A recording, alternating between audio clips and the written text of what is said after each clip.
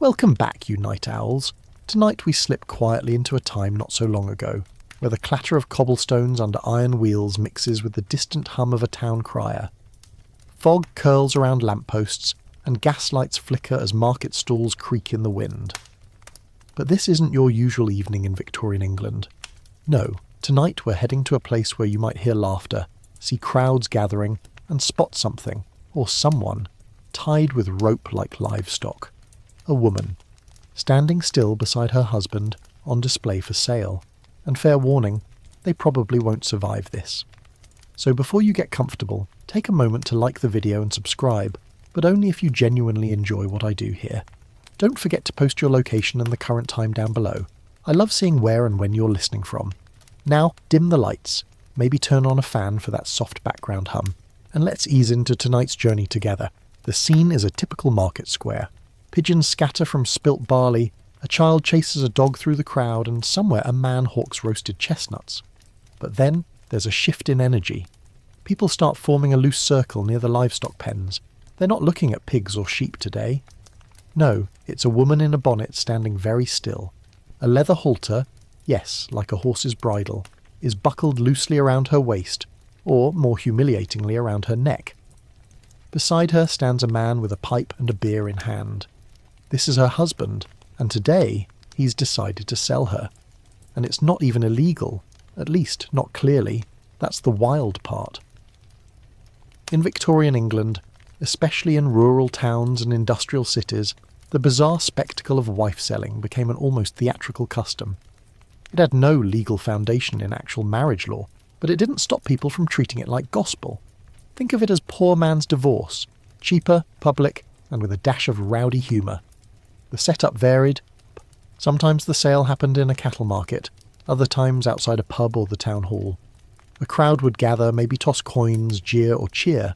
The husband would lift his pint, announce the wife's virtues or vices, and start the bidding. The highest offer might come from a stranger, a friend, or even the woman's lover. And when the deal was done, money changed hands, a handshake sealed the pact, and the new husband walked off with the wife on his arm. This wasn't back-alley trickery either. These events were sometimes advertised in advance. Some towns even expected them to follow informal rules. The sale must be public, the wife must wear a halter, and there must be some symbolic exchange, like coins or a drink, to legitimise the act. It wasn't about legality, it was about social performance. Everyone knew what was happening. Everyone pretended it was law. Of course, from the modern point of view, it's stomach-turning, but to understand why this was happening, we need to step into the uncomfortable shoes of the era. Back then, getting an official divorce in England required a literal act of Parliament, not figuratively. You had to appeal to Parliament itself. It was costly, lengthy, and reserved for the elite. Until the Matrimonial Causes Act of 1857, a full legal divorce could cost more than a house. For the working class, that was like saying, sure, you can leave your spouse, just buy the moon first. And so, wife selling arose from desperation and social stuckness. It was an open secret, an odd blend of mockery and tragedy. You might be wondering, did the wives agree? Sometimes yes. Often, they were just as eager to leave. Life with a drunk, violent, or broke husband could be unbearable. In many cases, the buyer was actually someone the woman loved, and the transaction was just a public show to make things tidy. But in others, the silence of the woman in the halter said it all. Let's zoom in on a cold morning in Yorkshire, 1832. The sun's still shy behind the rooftops, but a small crowd has already formed near the auction block. George, a coal miner, stands beside his wife Sarah. Her face is blank, her bonnet low, a halter around her waist. George clears his throat and bellows, "Who'll take her?" She's strong with stew, clumsy with dishes, and curses like my mother. Laughter ripples through the crowd. Sarah stares straight ahead. A butcher offers 2 shillings. A farmhand raises it to 3 and a pint of ale. But then, a man in a clean jacket, Sarah's rumoured sweetheart, steps forward with 10 shillings. George nods, they shake hands, and Sarah walks off, barely looking back. The halter, oddly symbolic, is dropped in a bucket. Transaction complete. It's all deeply unsettling, but it's not isolated. These scenes happened dozens, perhaps hundreds of times in the 18th and 19th centuries. While the earliest recorded wife sale dates back to 1692, the Victorian era saw the practice truly flourish, especially in smaller towns where formal justice felt far away. One chilling twist? In some cases, men genuinely believed the sale legally nullified their marriage. There's a report of a man who, after selling his wife, married another woman in a church, thinking he was legally free. When the law caught up, it didn't go well for him. But it proves how embedded this ritual had become in public belief. What's more, many observers, including foreign travellers, were scandalised. French and American visitors wrote of barbarous English customs and marital markets. Satirists had a field day. Caricatures showed women with sale tags, husbands auctioning wives like shoes, and bystanders shouting bids with ale mugs in hand. Still, the public wasn't universally amused. Victorian reformers, especially women activists, pushed back hard against this travesty of womanhood. Feminist writers railed against how a woman, still seen as property under the law, could be discarded like broken furniture. "Sold for a pint of porter," one pamphlet exclaimed in horror. Yet, even among critics, the discussion was complicated. Because in a strange twist some women preferred the sale to their previous marriages, in the absence of divorce, being publicly sold was sometimes the only way to escape cruelty. It gave the woman a clear break, a chance to start fresh. Some even demanded the sales themselves, like one woman who refused to leave her husband until he arranged a proper market transaction, halter and all, just so the town would respect her new union. Still, it's a haunting image, a person reduced to a price, her autonomy measured in shillings. And here's a curious fact. Some records suggest that the price paid for a wife wasn't always symbolic. A man in Norfolk sold his wife for £20 in 1875. That's over £2,000 in today's money. A hefty sum for what was, in theory, just a theatrical breakup. Fringe tidbit. In one rare account, a wife sale ended with the wife paying her husband. She handed over her savings and walked away with her lover, shouting, "Now you can't say you didn't get something out of this marriage." Historians still argue whether this practice had any legal standing at all. Most agree it didn't. But the persistence of the custom, and the public's willingness to accept it, gave it strange credibility. And in a time before tabloids and social media, these events were the gossip of the month. Local law remembers many such sales, some hilarious, some horrifying, some quietly tragic. But in every case, there's a human behind the halter, blinking in the sunlight, wondering what tomorrow will bring. She blinks in the sun. That same woman from Yorkshire. Sarah, let's keep calling her. The halter now dropped, her hand gripped by the man who paid 10 shillings. She doesn't smile, but her pace quickens ever so slightly as they leave the market square behind. Behind her, George is already joking with a friend at the alehouse door, pint in hand, 10 silver shillings heavier, and just a little less burdened. Their story won't make the papers. It's a common enough tale for the time, and so begins the deeper unravelling of how they all got here. Sarah, George, the jeering crowd, the rope, the coins, the shame, tied to the strange sticky web of Victorian marital law. England in the 19th century was a land that prided itself on law and order. Trains ran on time. Tea was taken seriously. Yet somehow, when it came to dissolving marriage, the country was stuck in a medieval time loop with legal hurdles so ridiculous they bordered on satire. Before 1857, there was no such thing as a civil divorce. A man, or woman, wishing to legally end a marriage had to petition Parliament itself, meaning the entire House of Commons had to review, discuss and approve the personal wreckage of one's private life. It was courtroom drama meets political theatre, with price tags soaring into the thousands of pounds. That's tens of thousands in today's money, all just to be rid of someone you now loathed or feared. For the wealthy, this made divorce rare but possible. Lords and ladies might just stomach the public scandal if the circumstances were juicy enough. But for the working class, millers, miners, weavers and washerwomen, it was as achievable as a holiday on the moon. Trapped in miserable marriages, many turned not to the courts, but to the streets. In fact, the British legal system of the early 1800s treated marriage as a binding contract with the woman as property. When a woman married, her rights, her earnings, and even her children were legally absorbed into her husband's estate. He owned her wages, he could beat her within reason. If she ran away, he could have her dragged back. And unless she proved aggravated adultery, think cheating plus cruelty or incest, she stood no chance in the courts. It's no wonder that people began looking for exits anywhere they could find them. Wife selling didn't spring from nowhere.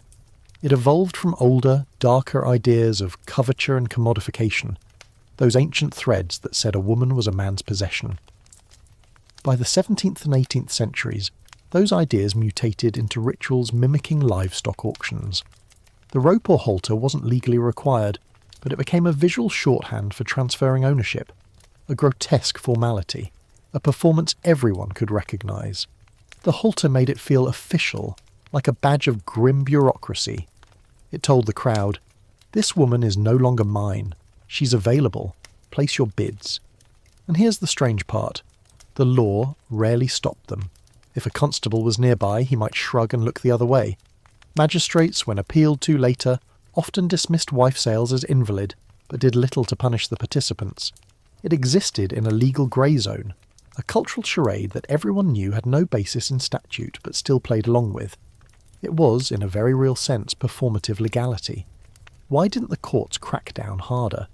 Because many believed it was a lesser evil. A wife sale, however bizarre, was sometimes the only practical escape for people with no legal rights. Judges and clerks saw it as a community-managed workaround, like borrowing your neighbour's fence because you can't afford your own, not proper, but better than letting the pigs run loose.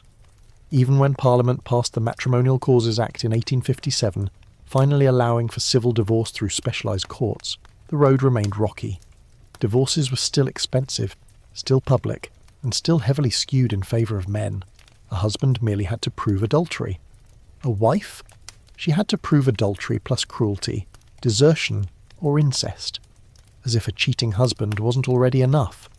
Historians still argue whether wife-selling functioned more as satire, spectacle, or sincere social practice. Evidence supports all three. Satirical prints from the time mock the absurdity of it. Wives with "sale," one owner, tags dangling from their bonnets, or auctioneers crying out, "Sound of temper will not bite." But tucked between these jokes are court records, witness testimonies, and first-hand diaries describing real transactions, real heartbreaks. Take, for instance, the case of James and Hannah D., recorded in Derbyshire in 1841. James was a weaver, barely scraping together wages from a mill. Hannah, it seems, had taken up with a travelling tinsmith. When the affair became public, James didn't protest. Instead, he marched Hannah to the market square, halter-tied, and sold her to the tinsmith for 6 and a quart of cider. Crowds watched, some jeered, one woman clapped. It sounds farcical until you imagine being Hannah, staring into the faces of your neighbours, knowing your dignity is going for less than a loaf of bread. Yet even in that sadness, there's complexity. In some cases, the sale was a liberation. Women escaping abusive homes sometimes insisted on being sold, not because they liked the idea, but because it gave social cover. Without it, they'd be called adulteresses, homewreckers, or runaways. A formal sale told the world, "I'm not a cheat, I'm exchanged." Twisted, but effective. Here's a quirky case. One woman in Devon refused to leave her husband until he staged a proper wife sale, halter and all, with a receipt. She even wrote the announcement herself, describing her virtues as nimble with pastry, fair of cheek, tolerably silent. The husband, reportedly confused, complied. The buyer, her childhood sweetheart. Even children knew what wife sales meant. In village lore, they were stories told with a mix of humour and horror. A child might overhear, "Don't misbehave or you'll end up at the market like Miss Martha." Schoolboys teased each other, "Sold your mum for tuppence." The events took on a mythic status, half legend, half shameful truth. The towns, meanwhile, turned it into a spectacle. Wife sales were often scheduled on market days for maximum exposure. Town criers might even announce them, half jokingly. Pubs filled with murmurs, "There's a woman on the block at noon, come see." Bystanders placed bets on the final price. And yes, occasionally fights broke out if someone disagreed with the sale, especially if the woman resisted. One reported case in Lincolnshire ended with 3 men in jail after trying to outbid each other for a woman who had no intention of being sold. She slapped one bidder across the face with her bonnet and stormed off. The crowd roared. The sale was a flop, but the story lived on for years. At the same time, reformers, especially in the mid to late 1800s, began pushing for broader change. Women's rights activists seized upon wife sales as symbolic of everything broken in British marriage law. "How can we speak of civilization," wrote one pamphlet, "when a woman can be sold like a goat?" Newspapers gradually shifted from satire to condemnation. The tone changed from mocking the participants to demanding legal reform. The case of the Bristol bargain was a tipping point. In 1878, a man named Thomas brought his wife to the market, advertised her loudly, and sold her to her own brother-in-law. The event was so boisterous it made national headlines. Critics howled. The Times called it a vulgar relic of England's most shameful legal shortcomings. Parliament debated whether the act should be formally outlawed, not just ignored. Yet even as the public sentiment turned, the sales didn't vanish overnight. They drifted slowly, awkwardly into folklore. Each decade saw fewer events. By the 1880s, they were seen as backward, provincial, even dangerous. But the last confirmed wife sale didn't happen until the early 20th century. That story we'll save for later. What persisted, even after the decline, was the legacy. The idea that marriage was something one could enter and exit like a transaction. In a world where women couldn't file for divorce, couldn't own property, and couldn't even claim custody of their children, the wife sale was a grotesque loophole, a grim parody of freedom. And here's one more strange twist. In a few rare cases, after a wife was sold, she ended up happier. The new husband treated her kindly. She got a bit of peace. One woman, years after her sale, wrote in her diary, "I feel I am with the man I was always meant to be with. The sale was a silly thing, but a gift in disguise." That right there is the maddening complexity. A system so broken that a humiliating public spectacle was, for some, the best option they had. The afternoon sun begins to sink behind the chimney stacks, casting long shadows over soot-blackened bricks. In a narrow alleyway between a butcher's and a draper's, two women huddle together, speaking in hushed tones. One clutches a coin purse, recently paid out from her own sale. The other listens with a mix of fascination and dread. It's not just gossip anymore, it's a real option. Not desirable, but possible. And in Victorian England, possible counted for a lot. Because for most married women of the lower classes, there simply wasn't a way out. Not without severe consequence. In an age when marriage was seen as sacred, indissoluble, and practically eternal, except for the rich, legal divorce for the poor was a fantasy. Think about it. In 1850, the average labourer earned less than £1 a week. A parliamentary divorce? That could run £1,000 or more. Like asking someone with a pocket of shillings to buy a palace. So, trapped in the quicksand of unhappy marriages, people started clawing at the edges of the system. Not with lawyers and courtrooms, but with market stalls, rope halters and gritted teeth. Before 1857, divorce in England was only accessible through three gruelling stages. First, the church courts for illegal separation, which didn't allow remarriage. Then a civil suit for criminal conversation, basically suing your wife's lover for damages. And finally, a private act of Parliament. Each step was complicated. Each one favoured men, and each one cost more than a lifetime's wages for most. When the Matrimonial Causes Act finally passed in 1857, it was supposed to solve this. It established civil divorce courts and made divorce a matter of law rather than Parliament. It was progress, but not for everyone. Under the new law, a man could file for divorce on grounds of adultery alone. A woman, however, had to prove adultery plus an aggravating factor, like desertion, cruelty, incest, or bigamy. If she couldn't prove it all, tough luck. The double standard was written into the very foundation of modern divorce law. It gets worse. Until 1870, any wages a married woman earned were legally her husband's. Every stitch sewn, every floor scrubbed, every hour bent over a wash tub, his. And even after the Married Women's Property Act began to change this, the shift was slow and patchy. Before 1882, a married woman had almost no legal identity separate from her spouse. That means if she wanted to leave him, she did so penniless, homeless, with no claim to her children, no right to her clothes, and no protection from being hauled back by force. In that context, a wife sale wasn't just a crude escape.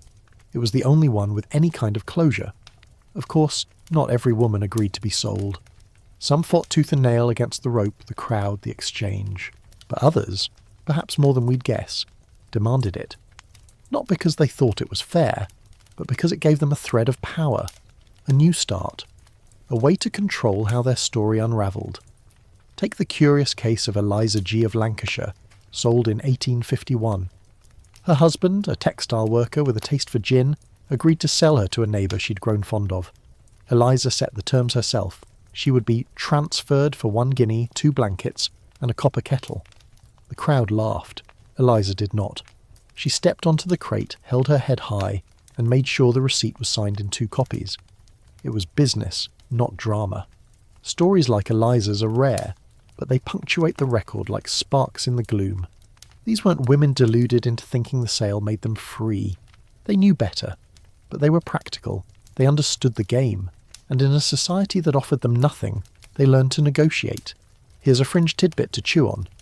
In 1822, one woman demanded a money-back guarantee. She agreed to be sold to a man in Dorset on the condition that, should he drink more than 3 pints a day, she could return him and reclaim her dowry. The deal reportedly fell apart after 4 days. She claimed breach of contract. He claimed she watered down his ale. The local magistrate threw out the case, but not before the entire town weighed in like it was courtroom theatre. Meanwhile, newspapers couldn't get enough. Throughout the 1800s, the British press evolved rapidly.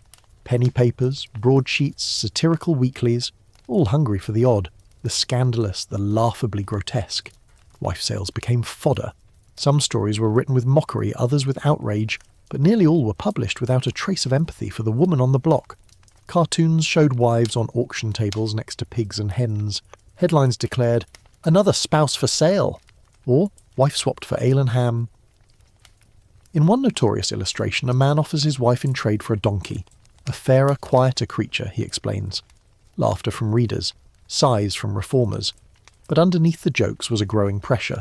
Public opinion was changing, especially among the urban middle class. They didn't just find wife sales old-fashioned, they found them embarrassing. As England modernised, so too did its sense of decency. Religious leaders, once amused or indifferent, began to speak up. Sermons decried the sales as a stain upon the sanctity of marriage. One vicar called them Sodom in the sheep market. The church, slow as it was to challenge coverture and male dominance, finally began to push back against the more theatrical forms of wife disposal. Still, the police rarely intervened. In theory, a wife sale violated no law. In practice, it often skirted the line of breach of peace or disorderly conduct. But officers on the beat usually had bigger fish to fry: drunks, thieves, pickpockets. And let's be honest, intervening in a wife sale meant dealing with a volatile crowd, angry husbands, crying children, and paperwork. Easier, they reasoned, to let it play out and disperse naturally. Which brings us to one of the oddest aspects of wife sales: the involvement of children. In many accounts, children watched their mothers get sold. Some stood beside them, clutching skirts or wiping tears. Others were handed over like luggage, claimed by the highest bidder as part of the deal. A man might take the wife and the child, or just the wife, or neither. The child might stay with the husband, or be farmed out to relatives. No system, no rules. Just the chaotic reshuffling of human lives based on who had a coin to spare. Social workers of the later 19th century began recording the fallout. Children of sold mothers were often ostracised, pitied, or bullied. Teachers noted behavioural issues. Neighbours whispered. One boy in Newcastle was nicknamed Halfpenny Jack after his mother was sold for that price. He eventually ran away, became a chimney sweep, and never spoke of his parents again. Runaway wives, meanwhile, became a category unto themselves. Some staged their own sales to escape shame. Others simply vanished. In 1863, a woman named Mary fled a violent husband and reappeared 6 months later in a different town. Sold, by her own telling, for 6pence and a kiss. Whether it was true or fiction, it allowed her to start over. Stories gave cover. Myths protected the desperate. Historians still debate how widespread wife-selling actually was. We have dozens, maybe hundreds, of confirmed cases. But how many went unrecorded? How many women simply disappeared from their husbands' ledgers and turned up as wives elsewhere? With no national registry, no ID cards, and only sparse census data, we may never know the full scope. What we do know is that the ritual reached its peak in the early to mid-1800s. By the 1870s it was already fading, ridiculed in newspapers, shunned by respectable society, challenged by reformers, and increasingly viewed as a relic of rural ignorance. But in the hearts of many, especially those scraping by on the edges of society, it lingered. A last resort, a dangerous card to play when no others remained. Imagine being that woman again, Eliza, Sarah, Mary, standing in a crowd, knowing that your price is about to be called out like a cow's weight, knowing the laugh will ripple through the stalls when your husband jokes about your cooking, your age, your temper, knowing that your life, your next bed, your next meal depends on someone raising a hand. It's not comedy, it's survival theatre. And for many women, it was the only way to change the plot. The hammer falls, not a judge's gavel, but a wooden mallet slapped down on a beer-stained bar counter. A wife is sold, the transaction toasted with a tankard of ale, and the crowd disperses like satisfied shoppers. It's market day in Birmingham, and what just unfolded looked more like pub theatre than a solemn life change. But for the woman involved, it's everything. She's now in someone else's arms, or clutches, and despite the jeering laughter, the whispers behind her bonnet, this was her best chance at freedom. Welcome to the strange logic of the Victorian public auction solution. While wife-selling has often been painted as absurd or barbaric, and frankly it was, it didn't evolve in a vacuum. It emerged as a grassroots workaround in a society rigidly obsessed with legal forms, property rights, and public performance. Marriage was a contract, yes, but one that couldn't easily be broken by the poor. So they made a show of breaking it anyway. The act of publicly selling a wife had several ingredients. First, it had to be seen. Visibility was crucial. If no one witnessed the sale, it carried no perceived legitimacy. The crowd acted as witness, judge, and gossip mill. Second, there had to be an exchange. Coins, goods, or even promises. Anything to make the transfer feel official. And third, there had to be the gesture of surrender. That's where the halter came in. The halter wasn't legally required. There was no law demanding women be tied up for a wife sale, but it became the standard symbol, a visual cue that everyone understood. Just as a black robe signals a judge or a stethoscope a doctor, the halter screamed, "This woman is no longer bound to this man, she is on offer." And it was always meant to be humiliating. Public wife sales weren't simply transactions. They were performances, rituals acted out in full view, filled with mock legal language and half-drunken ceremony. The husband might declare, "I hereby sell my lawful wife, Jane, for the sum of 1 crown and a dog to any man who'll take her." The woman might say nothing, or she might nod solemnly or spit on the ground in disgust. The crowd played its part too. Laughter, catcalls, occasionally applause. If you squint, it starts to look like a parody of a courtroom, staged outdoors with ale instead of robes. But this wasn't merely for amusement. It was about consensus, about building communal buy-in. If enough people saw the sale and believed it was valid, then socially it became valid. That strange alchemy between custom and legality formed the backbone of wife sales. Even if the law never officially recognised it, the town often did. There's an eerie consistency in the records. The sale would take place on market day, often around noon. The husband would lead his wife with a halter or rope. They'd stop in a central spot, often near the livestock pens, sometimes outside a pub. A crowd would gather, sensing the spectacle. The bidding would start. Prices range from a few pence to several pounds. Sometimes the wife was bought by a stranger. More often she was purchased by someone already involved, a lover, a neighbour, even a relative. One notable case in Yorkshire involved a woman sold by her husband to her own brother-in-law for a gallon of ale and a promise to take in the family dog. The dog apparently was the sticking point. The husband wouldn't agree to the sale unless the dog went too. The brother-in-law agreed. The wife walked away in silence. The dog followed. That's Victorian legality in action. No paperwork, no signatures, just a verbal agreement sealed by warm beer and witnessed by half the town. Not all sales went smoothly, though. There were hecklers, disruptions. Occasionally the woman refused. She'd dig in her heels, shake off the halter, and slap the first bidder. In 1835, a woman named Agnes publicly tore the rope from her waist, shouted, "I'm not a sheep," and marched straight into a bakery where she worked out the rest of her shift like nothing had happened. Her husband, reportedly embarrassed, left town a week later. But in most cases, the sale proceeded with minimal resistance. Sometimes the wife was just exhausted, emotionally numb. Other times she was complicit, perhaps even orchestrating the exchange behind the scenes. Some wives wrote letters arranging the buyer in advance, coordinating with friends to ensure the right man stood in the crowd. It's this blurred line between coercion and collaboration that makes wife selling so hard to untangle. Was it a performance of powerlessness or a covert act of resistance? Historians still debate that. The truth most likely is both. Depending on the woman, the town, and the circumstances, the meaning of the sale changed. Let's not forget the husbands in this equation. Their motives weren't always cruel. Sometimes they genuinely believed the sale gave both parties a cleaner break. Think of it like a public handshake with terms everyone understood. Some husbands were angry, yes, vindictive, but others were resigned, tired, even polite. In one odd case from Cornwall, a man listed his wife's virtues, her baking skills, her kindness, her singing voice, and offered her for £1 and a feather mattress. The buyer, her employer, gave £2. The seller tipped his hat. The wife wept silently but didn't resist. In that sense, wife selling often resembled folk arbitration more than raw exploitation. It was an ad hoc solution, born of necessity, shaped by local custom, and rarely challenged unless something went horribly wrong.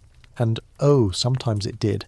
In 1701, a particularly disastrous sale in Staffordshire ended with the husband stabbed in the thigh by the wife's lover, the buyer arrested for public intoxication, and the wife found sobbing behind a barn. The sale had been disputed. The husband wanted money, the lover only had 2 sheep to offer. A fight broke out. The crowd turned violent.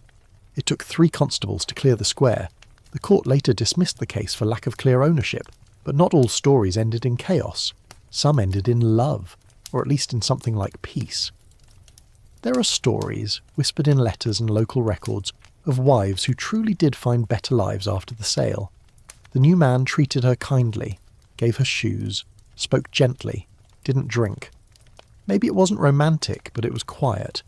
And in a world where quiet often meant safety, that counted for a lot. One fringe case involves a woman named Letitia, who was sold for 3 shillings and a harmonica. Her new husband, a retired music teacher, taught her to read music and kept a garden of tulips. She outlived him by 30 years and called him a decent man with soft hands. Whether that sale was a rescue or a gamble is anyone's guess, but Letitia never looked back. By the 1870s, wife selling had become a symbol of national embarrassment. Journalists began using the events not as novelty, but as moral horror stories. What dark relics of custom still fester in our fair isles? Asked one editorial in the Illustrated London News. The public mood shifted. No longer amused, people began to demand reform. The government, spurred by growing pressure from middle-class reformers and women's rights activists, began to tighten laws around public disorder and clarify divorce rights. The tide was turning. But in remote villages and working-class towns, the practice didn't vanish overnight. Even into the 1880s, isolated wife sales popped up here and there, each one attracting more scandal than the last. It's worth noting that not all public auctions were dramatic or violent.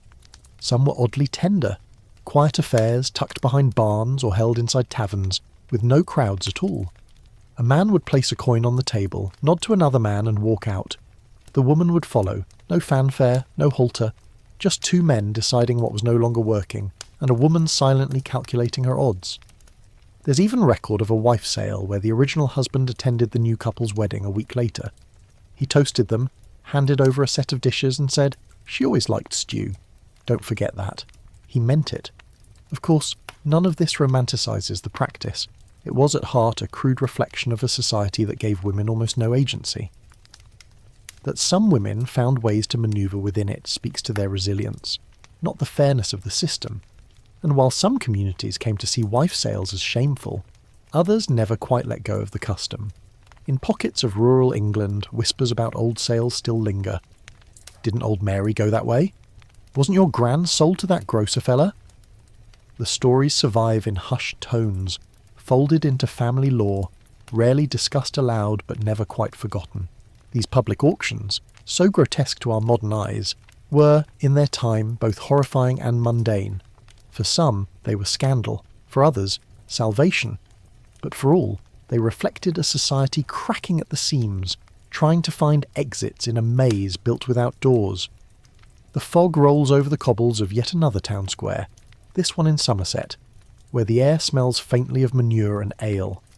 A man with crooked teeth and a hat too large for his head holds a thin rope in one hand and a woman's wrist in the other. He raises both, not angrily but theatrically, as if announcing the catch of the day. But this isn't just theatre. It's a sale. She is, quite literally, for purchase. But here's the twist. She wanted this. Tonight, we explore the strange category of Victorian women who demanded to be sold, and some who even set their own prices. It's a detail that doesn't fit easily into the caricature. We like our history clean, heroes and villains, victims and villains' sidekicks. But the past isn't a stage play. It's a messy, overlapping tangle of motives, misfortunes and makeshift solutions. Not every wife sale involved a desperate woman dragged to market. Some, surprisingly many, were instigated, planned and negotiated by the wives themselves. These women weren't necessarily empowered in the modern sense. They weren't running to voting booths or holding picket signs. But within the rigid confines of Victorian life, they looked around, saw a broken system and thought, right, I'll play the game my way. Take Margaret P., a washerwoman from Newcastle. Her husband, a retired navvy with a limp and a gift for drinking through paydays, had long since lost her affections, and most of their furniture. Margaret, who had struck up a friendship with a cobbler down the road, suggested a clean break. When her husband refused to leave the house, Margaret hatched a plan. She stood in the town square with a sign on her chest that read, "For sale, 2 shillings or a decent pair of boots." By midday she had 3 offers. The cobbler paid in coin and leather goods. Margaret walked away in new shoes. The husband never showed. Unusual? Yes. Rare? Maybe not as much as you'd think. These assertive sales often followed a pattern. The wife, dissatisfied and facing a social wall, would arrange her own auction. Sometimes she'd persuade her husband. Sometimes she'd bribe him. One account from a village near Nottingham tells of a woman who promised her husband his weight in apples if he agreed to sell her to the grocer's son. The next morning she handed him 2 baskets and declared, "Now off with you and mind the bruises." The sale happened that afternoon. Apples were consumed. Dignity was debatable. Another well-known case involved a woman named Bess who refused to be sold until she had final edit of the auction speech. Her husband had penned a short announcement describing her as mouthy and prone to knitting in church. Bess rewrote it to say chatty, skilled in woolcraft and God-fearing. She also added a note that the winning bidder must provide at least 1 window per room and access to warm bread. She stood next to the revised placard rope tied loosely and waited. 3 men bid. She chose the youngest. The rope stayed in her pocket as a souvenir. Now, let's be very clear. The fact that some women shape their own sales doesn't redeem the custom. It merely complicates it. For every Bess, there was a woman sobbing beside the livestock pens. For every Margaret, a Mary dragged from her doorstep. The exceptions don't rewrite the rule. They highlight its cruelty by contrast. But they also reveal the cracks in that cruelty. Where there's a crack, there's a little light, and sometimes a little defiance. There were even instances where the wives refused to go through with the sale unless it was done properly. In 1866, a woman named Nora reportedly refused to leave her husband for her lover until a public sale occurred. So no one in town will think I was taken like a thief. Her husband, amused and perhaps slightly tipsy, obliged. A rope was procured. The sale went forward. Nora's dignity, however performatively won, remained intact. Fringe anecdote time. In one rare, nearly comic case, a wife sale devolved into an auction for the husband. In Liverpool, a woman named Jane agreed to be sold, stood quietly for bidding, then turned the tables. As the sale concluded, she reportedly shouted, "Now who'll take this lazy oaf of a man from me? 1 farthing and a good rake." The crowd roared. No one bid. The man slunk away. Jane followed her new buyer to a bakery job in Cheshire. There's a strange bravery in that scene. Not heroism in the traditional sense, but survival strategy. These women were playing roles in a system rigged against them, but some learned to control the script. They negotiated terms, set conditions, insisted on decency, even in the most indecent circumstances. Of course, these consensual wife sales were still public humiliations. Even if a woman agreed, even if she orchestrated the event, she still stood in front of neighbours and strangers, while her worth was debated in coins and kind. There's no romanticising that. The halter still itched. The crowd still judged. and even when the outcome was better, the process never was. What's also worth noting is how class factored into consent. Middle and upper class women never sold themselves in public squares. The very idea would have been scandalous, unthinkable. These sales were a working class phenomenon, born from lack of legal access and nurtured in communities where everyone's business was everyone's entertainment. It's possible, then, that some women saw the spectacle not just as humiliation but as strategy. Better to make a show of leaving than to disappear and be labelled a whore. Better to stage a sale and walk proudly away than sneak out under darkness and be forever pitied, or worse, hunted. In the crooked logic of Victorian honour, a sold wife could still be a respectable wife. A runaway could not. And herein lies the paradox. The more grotesque the sale, the more it allowed for a form of dignity. A warped public dignity. Like a mask made of rusted iron, but a mask nonetheless. There's also a hint of early labour resistance in some of these accounts. Women refused to be silent. They advertised their skills, demanded warm bread, asked for roof specifications. That's not desperation, it's negotiation. In a way, they were doing what the law refused to do, allow them a voice. One account, particularly touching, describes a woman named Louisa, who insisted on shaking hands with her old husband before leaving with the new.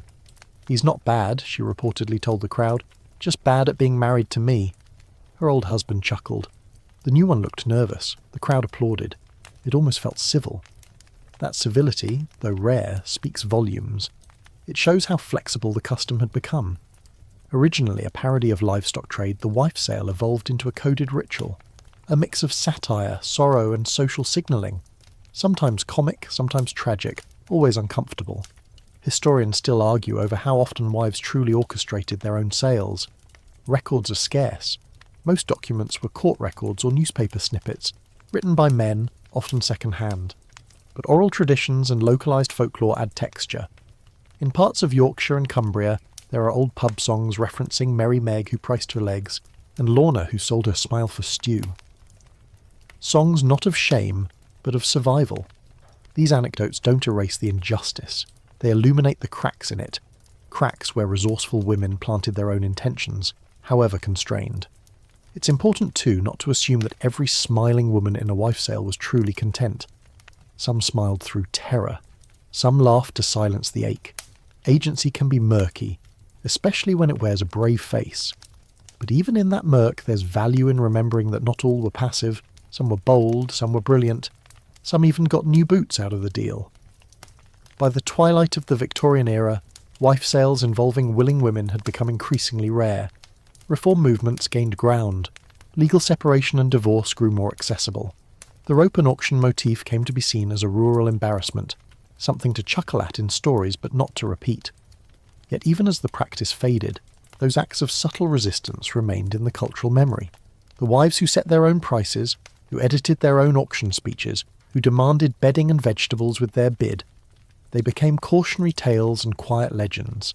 They weren't queens or rebels or suffragettes, but they were survivors with style, the kind who, given no ladder, built one from the very rungs meant to trap them. Morning breaks over the cobbled lanes of Shrewsbury, where the market square buzzes with its usual clamour. Fishmongers shouting prices, boys dodging carts, the heavy thump of boots on damp stone. But this morning, nestled between crates of turnips and sheepdog leashes, something different draws attention. A man is holding a rope, its other end looped gently around the waist of a woman in a bonnet. No one is shocked. A few smirk. A few nudge their mates. It's happening again. But tonight, let's pause and stare hard at that rope, because it wasn't just about restraint or mockery. That halter, sometimes leather, sometimes coarse hemp, became a central symbol in the grotesque tradition of wife selling, and not just a symbol, but a performance piece, as tightly wound in social expectation as it was around a woman's midsection. They called it a halter because that's what it was, the same kind used for livestock. It looped over the head or around the waist, tied not too tightly, not too loosely, just enough to be visible, just enough to say, this person is not here of her own accord, or if she is, she still belongs to someone until further notice. And in case you're wondering, yes, people did make that connection out loud. She came with a rope, like a cow, someone might say, and it wasn't meant kindly. Yet here's the paradox: without the halter, the sale seemed unofficial. Socially, people didn't take it seriously unless the woman was visibly tethered. The rope made the transaction authentic, like stamping a document or sealing an envelope. And bizarrely, some women insisted on wearing it, not because they liked it, but because they knew how cruel small towns could be. Better to wear the halter and have your neighbours respect the break than walk free and invite gossip. One account from Norfolk tells of a woman named Hester who arrived at her own sale wearing a rope belt of her own making. She had plaited it from spare linen and dyed it red. "If I must be traded," she reportedly told a bystander, "let me choose the leash." It sounds like defiance. Maybe it was. Maybe it was also desperation turned into ritual. Historians still argue about where the halter custom started. Some trace it to medieval livestock markets, where all goods, cows, pigs, horses, even indentured servants, were displayed with ropes for easy handling. Others say it originated with naval desertions, where runaway wives were publicly claimed by their owners using visible signs of control.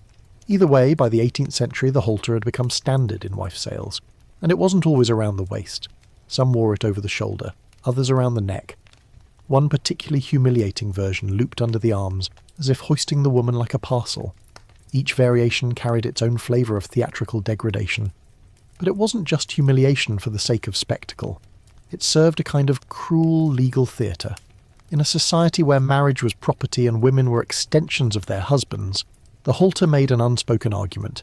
Here is property, and I am transferring it. One grimly famous case in Leeds involved a man who tried to sell his wife without the halter. The crowd laughed. "You've forgotten the leash!" someone shouted. The man, flustered, borrowed a length of rope from a nearby pig seller and hastily tied it around his wife's apron. She rolled her eyes. The sale proceeded, but the message was clear. Without the halter, the transaction felt like a joke. In another village, a wife refused to be sold unless the rope was silk. Her logic: "If I'm to be led like a beast, let me at least wear ribbon." The buyer obliged. She wore a blue sash tied loosely and walked with her chin high. The man she left behind was a coal carter with a bad knee. The man she went to was a baker. She preferred bread to bruises. It's hard to say how many of these halters were reused. Some were ceremonial, passed around among neighbours, like an heirloom of misery. Others were discarded after the sale, dropped on the cobblestones like shed snakeskin. A few were kept as souvenirs. One letter from 1874 describes a woman who hung her sale halter in her kitchen as a reminder of poor choices and better days ahead. That same woman later used it to train a dog. That's Victorian recycling for you. Fringe tidbit. There's one recorded case of a man showing up at a wife sale wearing his own halter, as a joke. "Fair's fair," he reportedly said.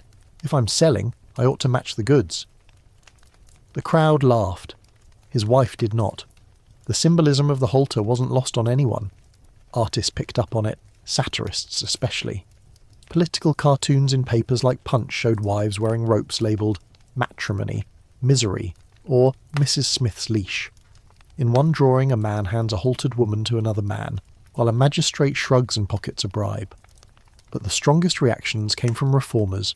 Feminists and moralists alike seized on the halter as the visual shorthand for marital oppression.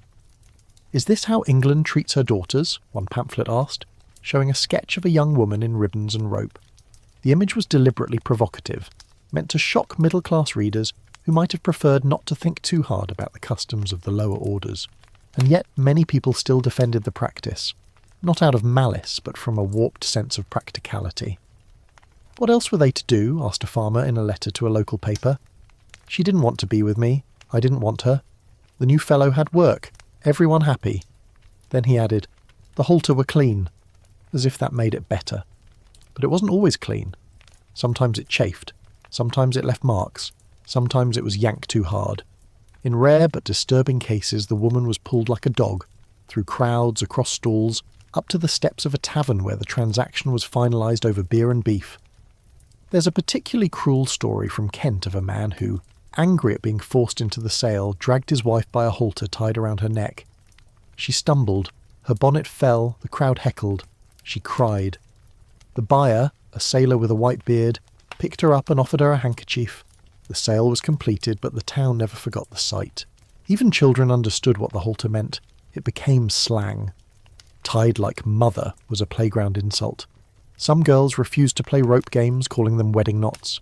Boys joked about selling their sisters for candy and string. The imagery bled into the culture. One child, years later, remembered watching his aunt being sold with a rope around her middle. She looked like a package, he wrote. A package that didn't want to be delivered. Over time, reform movements targeted the halter directly. Newspapers stopped printing drawings that showed it. Pamphlets blurred it out or described it as a symbol too degrading to depict. By the 1880s, public tolerance for the halter had eroded. The sales still happened, but the rope began to disappear. It was too visible, too barbaric, too hard to justify in an era increasingly obsessed with progress and civility. And yet, even as the halter faded from view, it lingered in memory. Older villagers spoke of it in hushed tones. Do you remember when Agnes wore the pig rope? Didn't your mother get the red one? These weren't just objects, they were artifacts of personal upheaval, markers of endings and strange beginnings. Today, a handful of halters claimed to be from wife sales sit in museum collections or private hands. Some are labelled, others aren't. A few historians question their authenticity. Rope is, after all, just rope. But the symbolism remains potent. A simple cord, woven from thread and power and centuries of silence. So, the next time you see an image of a woman being led away, think about what she's wearing around her waist. Ask who tied it. Ask who loosened it. Ask whether she chose it, or whether it was the only option left to her in a world with no door, just a window and a very long drop. The rain falls in sheets over the crowded square of a Midlands market town. Horses nicker, puddles splash, and the thick, sour scent of wet hay mixes with the metallic tang of tin mugs filled with beer.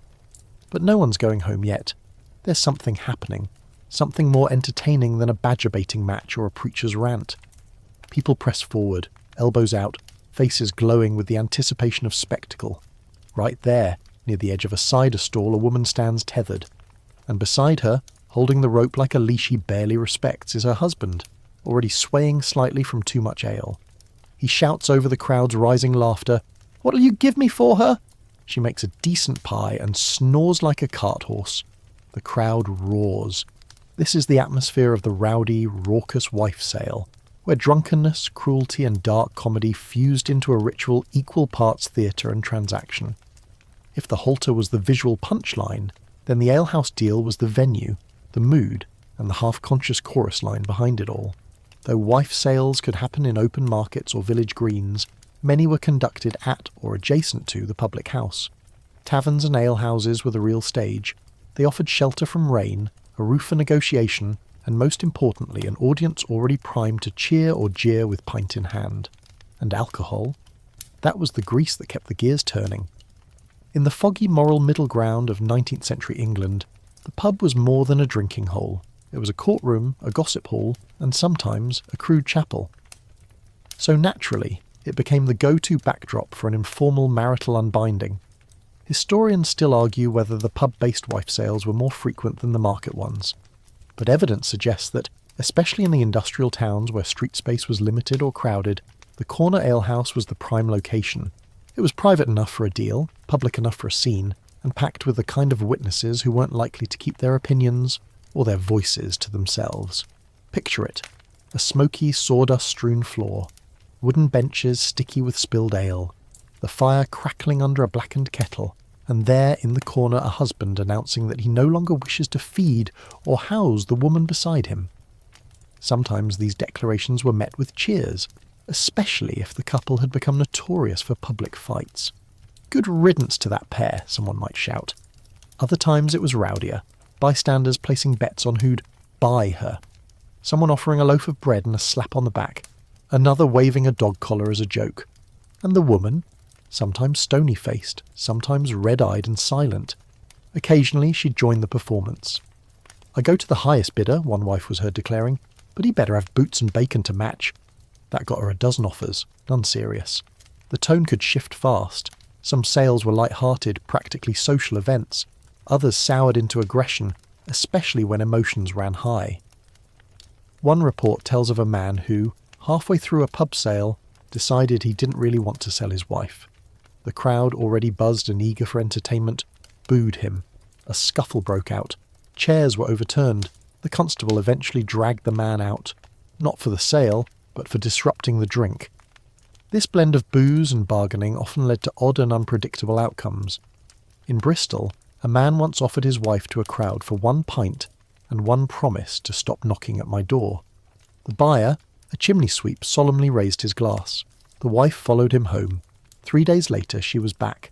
The pint had been weak, and the chimney too narrow. Fringe tidbit: one sale at a pub in Derby reportedly involved no money at all. The transaction was sealed with a song. The buyer sang a love ballad, the husband clapped along, and the wife, tear-streaked but smiling, toasted the table. Witnesses claimed it was the happiest divorce they'd ever seen. The song? Long lost to history. But the pub kept a commemorative plaque. Alehouses also gave wife sales an air of bawdy legitimacy. They weren't just tolerated, they were encouraged by landlords who knew the events drew crowds. More customers meant more pints. More pints meant louder cheer. Louder cheer meant fewer moral questions. Capitalism doing what it does best, turning misery into money. And yes, there were cases where the tavern owner acted as auctioneer. "Who bids for Molly?" he'd shout from atop a beer barrel. "She scrubs like an angel and shouts like a devil. Opening offer 6pence. One account from Yorkshire describes a landlord who offered free stew to the winning bidder. No word on whether Molly came with cutlery. These events also became fodder for folk songs, riddles, and dirty limericks. One popular tavern jingle went, "Tom sold his wife for half a pint. She cursed his name. He took the brunt. But buyer Bill, he brought her gin, and now she calls him dearest kin." Songs like that weren't just for fun. They helped normalise the practice. If you could sing about it, laugh about it, drink to it, then surely it wasn't that terrible, right? Yet even in these riotous settings, emotions ran deep. More than a few wife sales ended in tears, sometimes from the seller, sometimes from the wife, sometimes from the unexpected buyer, who found himself far more sober once the candlelight faded. Regret was a common guest at the after-party. One story, scribbled in the margin of an 1860s tavern ledger, tells of a man who sold his wife, then spent the entire next day weeping into his mug, declaring he'd made a mistake. He tried to reverse the deal. The new husband refused. The wife? She shrugged. "You had your chance," she said, and walked out with a borrowed umbrella and an extra sandwich. Children were sometimes present too. Not always, but enough to be noted. Sitting in corners, chewing crusts, watching wide-eyed, as adults traded affection like livestock. Those moments stayed with them. One man, decades later, described watching his mother's sale as like seeing someone throw out the family Bible. He never married. Still, for all their absurdity, alehouse wife sales often served as a pressure valve. In communities with no courts, no privacy, and no mercy for marital breakdown, the tavern offered a rough kind of justice. You could shout, you could plead, you could end a union with a cheer, a drink, and a handshake. And while outsiders often saw these events as grotesque, locals sometimes saw them as oddly merciful. "Better this than fists," one miner remarked after a rowdy sale. "Better a deal than a ditch."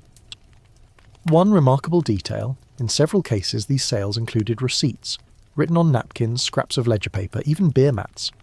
"Sold this day, Martha, to William, in exchange for 1 shilling and a promise of bacon." Signatures followed, sometimes real, sometimes just X. These were tokens, not contracts, but in a world built on symbols they carried surprising weight. And yes, the pub might display that receipt for years, tucked behind a cracked mirror or pinned near the darts board. A conversation starter, a warning, a legend. The tone of these alehouse deals varied wildly. Some were tragic, others comic, many were just strange, like the woman in Nottingham who insisted her buyer beat her husband in an arm wrestling match before the deal could proceed. The tavern cleared a space, the men grappled, her husband lost. She kissed the winner and bought the loser a drink. Everyone clapped. Historians still debate whether the alehouse added legitimacy or simply lubricated the absurd. Probably both. What's clear is that without these spaces, rowdy, rude, and ruthlessly communal, the practice of wife-selling wouldn't have held together so long. It needed laughter to mask the pain, it needed ritual to excuse the cruelty, and it needed alcohol to make it seem like just another story you'd half remember in the morning. So when we picture wife sales, we shouldn't always imagine sombre, silent exchanges in foggy streets. Sometimes they happened under chandeliers of dripping tallow, with a fiddler playing in the corner and a landlord shouting over the din. Sometimes people laughed. and that laughter, however hollow, helped stretch this grim tradition into one of the strangest endurance acts in marital history. The door creaks closed behind her, and the sound echoes down the narrow stone lane. She pauses for a moment, not to look back, but to breathe. The rope is gone. The crowd is behind her. The man beside her now holds her hand, not her halter, and just like that the transaction is complete. Or is it? Because for every wife sold in the jeering marketplace or the beer-slicked tavern, the question remains, what happens next? Tonight, we explore the lesser-known truth of wife-selling in Victorian England, when both husband and wife agreed, when the buyer was not a stranger, and when, despite all logic, these grim rituals sometimes led to something better. It may be hard to believe, but not every wife sale ended in scandal, sorrow, or public disgrace. Some concluded in peaceful transitions. A surprising number were negotiated ahead of time, mutually agreed upon, and, by the meagre standards of the day, amicable. Indeed, the strangest twist in this already strange tradition is that it was often used as a backdoor path to a happier arrangement for all parties involved. Here's how it usually worked. A husband and wife, no longer compatible or affectionate, would find themselves stuck. Divorce was out of reach. Separation would bring gossip and possibly poverty. But what if there was a third option? What if the wife had found someone new? Someone with steady work, fewer bad habits, a warmer smile? And what if the husband didn't object, or even welcomed the idea? Enter the sale, not as punishment, but as performance. A farce played out to soothe the judgmental eyes of the village, giving social cover to an otherwise scandalous shift. One poignant example comes from 1858 in Wiltshire. A woman named Mary, married to a shoemaker with no income and less patience, had fallen in love with a man who worked as a porter at the local station. Her husband, tired and ill, agreed to part ways. The buyer offered 10 shillings and a pair of boots. They met at the pub. A rope was tied, a crowd gathered, and the exchange happened with little drama. Mary's new partner took her home that night. She later described it in a letter unearthed in a county archive as the first day I did not fear the evening. This story isn't unique.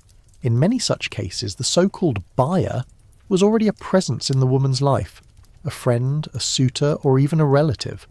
Sometimes it was a man who had previously been refused due to class, family pressure, or lack of property. But now, with the sale performed, the old contract ended, and a new one, however informal, began. The community often knew exactly what was happening, and here's the strange part, they frequently approved, or at least they tolerated it. Because in a tightly woven town where everyone's secrets were half known and half whispered, this was a way to reset the board without tearing it apart. It worked like theatre. Everyone played a part. The husband would present himself as weary but generous, offering his wife to the highest bidder. Though the outcome was already decided, the buyer would pretend to deliberate, the crowd would jeer and laugh, and the woman, she'd stand still, head bowed or raised, depending on her pride, and then walk off when the deal was done. Was it degrading? Absolutely. Was it preferable to silent suffering in a loveless home? For some, yes. One fringe tidbit from Essex describes a woman who, upon being sold to her lover, held up a piece of paper and declared it their marriage licence. It was a mock certificate drawn up by the lover himself with scribbled hearts and 3 witness signatures from friends. The crowd cheered. The seller toasted them with gin. It was absurd, touching, and entirely unofficial, but for the couple, it was enough. These stories don't sanitize the practice. They complicate it. Because they reveal that beneath the public shame lay something far more human. The quiet desperation to be free, to be loved, to make choices in a world that offered few. It's worth noting that in some communities such sales were even encouraged, as long as they followed certain unwritten rules. No force, no deceit, a fair exchange, whatever that meant, and no disturbances. If all those conditions were met, the crowd might leave satisfied. In fact, in some parishes the local authorities would all but ignore the event, provided it didn't turn violent. One magistrate in a small town near Birmingham reportedly turned a blind eye to a wife sale because, as he put it, everyone seems happier than they were last week. That's Victorian administration for you. But what about the new lives these women led? Surprisingly, some accounts suggest they improved. Not all, certainly. There were failures, regrets, and betrayals, just as in any relationship. But in cases where the sale was prearranged and mutually agreed upon, the woman often gained a measure of stability she hadn't known before. Take the case of Abigail T., component placement who was sold in 1869 to a bricklayer who had courted her for months. Her previous husband was a blacksmith who drank away most of his wages. At her sale, which took place outside a rural alehouse, she was bought for the oddly specific price of 7 shillings and a roast chicken. The bricklayer had prepared the chicken himself. They lived together for 32 years. She outlived him by a decade and was buried next to him, the tombstone reading simply, "Beloved wife." Of course, many of these tales survive only in fragmentary form, scribbled in letters, local papers, or oral histories. But patterns emerge.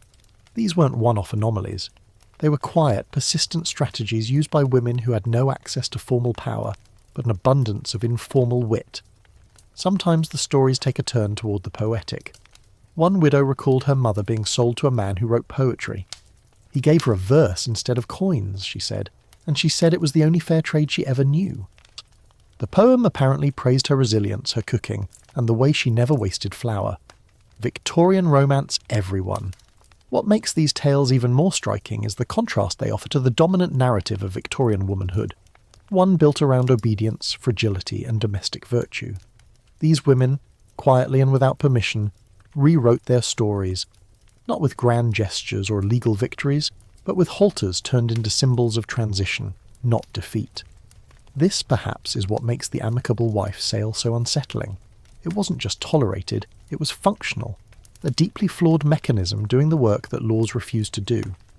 It's easy to dismiss it as barbaric, and in many ways, it was. But for people locked in systems of control, even a bad option can feel like a lifeline. Historians remain divided on whether these mutual sales were empowering. Some see them as mere illusions of choice, trapped women choosing a different trap. Others argue they represent genuine agency in a context where agency was otherwise denied. The truth likely lies somewhere in between. These were not feminist revolutions.